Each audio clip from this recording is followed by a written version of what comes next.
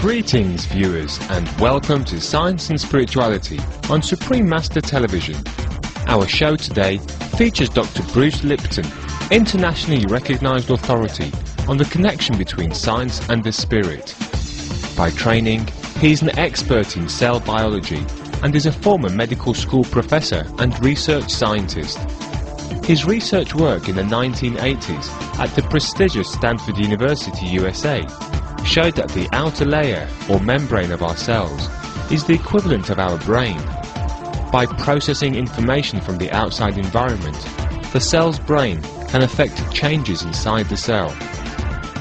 Dr. Lipton is the author of several books, including The Biology of Belief, Unleashing the Power of Consciousness, Matter and Miracles. It is the winner of the Best Science Book category of the Best Books 2006 Awards, which uses scientific evidence to demonstrate that our beliefs, no matter what their nature, manifest themselves at the level of the cells in our bodies.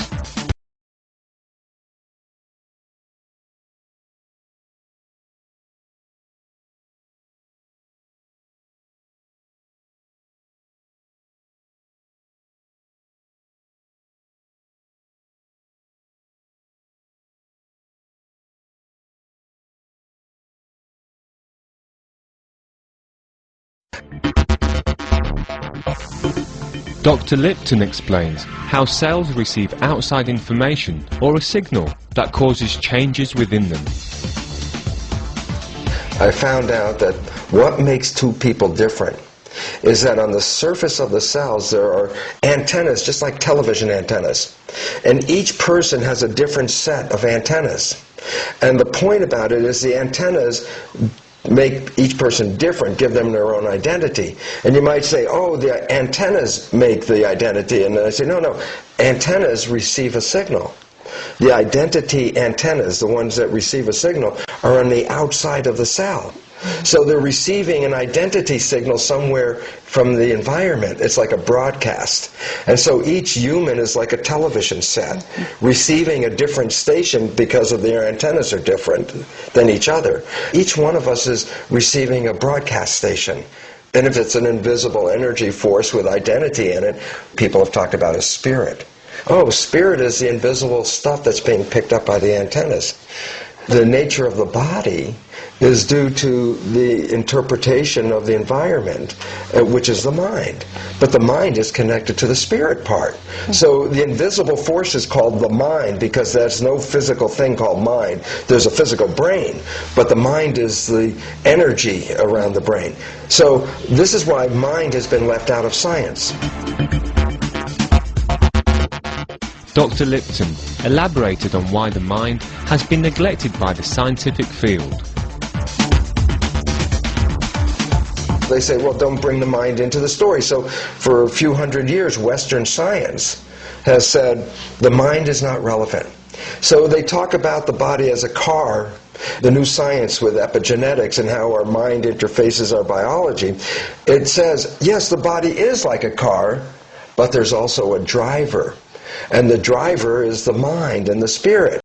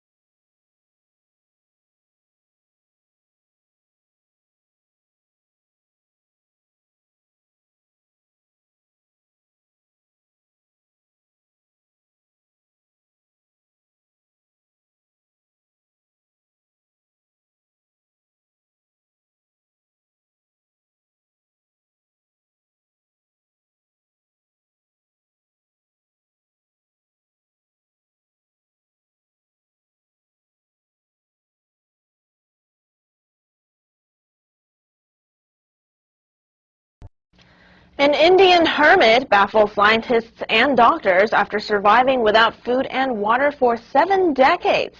Doctors are conducting tests to study the miraculous survival at a private hospital. Here's that story. A hermit in India's Ahmedabad city claims to have survived without food and water for the last 70 years. The Defense Institute of Physiology and Allied Sciences is carrying out a study on Prahlad Jani at a private hospital to understand the phenomenon behind his claim. He will be kept under observation at the hospital for the next 15 days and will go through a number of tests. Because this may help in working out strategies for survival without food and water when it is not available. For example, in natural calamities, people do not face this situation. Similarly, our soldiers may also face this situation when they are left in the deserts or in forests or high altitude areas. A neurophysician says Jani's survival is miraculous. A person can live without food and water for 3, 4, 7, 12 days, and we studied during Jain fasting with the past people that people have done fasting for 16 or 30 days, but they were taking water up to 8 days, and certain people, certainly they pass urine, but this is a unique phenomenon. And some tests on his brain revealed that it resembled that of a 25-year-old person. Jani has also claimed he has a hole in his palate and through his head, where a drop or two of nectar passes that helps him survive. Initial test reports confirm Jani's body has undergone a biological transformation due to yoga exercises. Doctors also said there was no sign of fatigue or any other problem with the hermit, and he still prefers using stairs to the elevator. Not much is known about Jani's family, since he had left home at the age of 7 and wandered in jungles.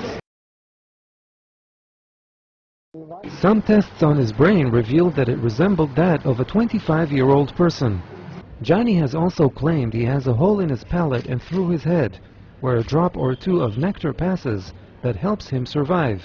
Initial test reports confirm Jani's body has undergone a biological transformation due to yoga exercises.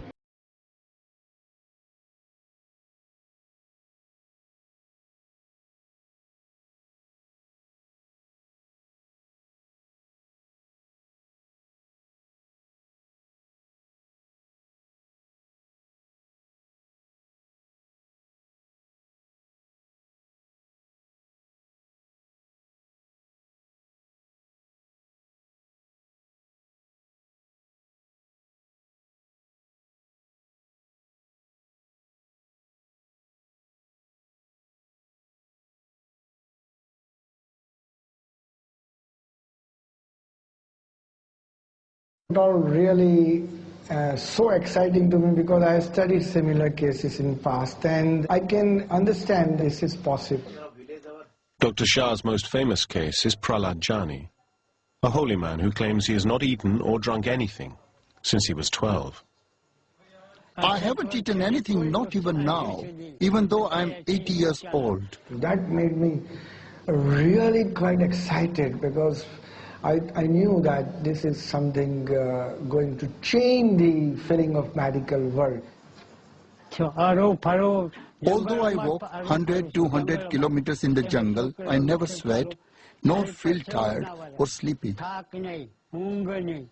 I can meditate for 3, 8 or 12 hours or even months.